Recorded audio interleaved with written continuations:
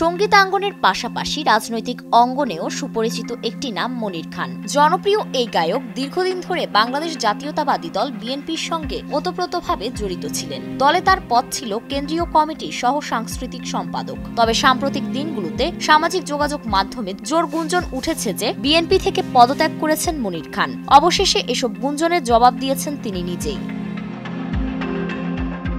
সাংবাদিকদের সঙ্গে আলাপকালে মনির খান বলেন, আমার এলাকার শত্রুপক্ষ এই অপপ্রচার চালাচ্ছে। 2018 সালে বিএনপির সঙ্গে একবার মনোমালিন্য হয়েছিল। সেই পুরনো ঘটনাকে টেনে এনে আবার মিথ্যা তথ্য ছড়ানো হচ্ছে। এ বিষয়ে অনেকেই আমাকে ফোন করেছেন। আমি বারবার সবার বিভ্রান্তি দূর করেছি।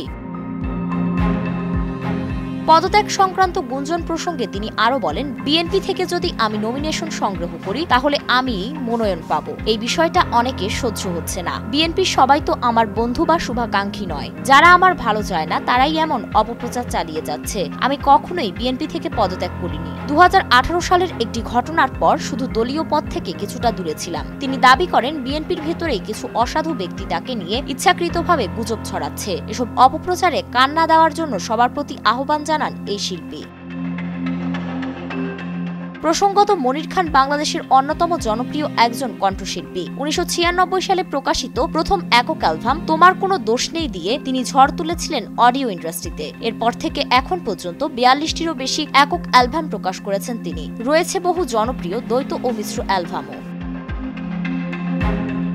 ফারিন রহমান প্রীতি, নয়াদিগন্ত।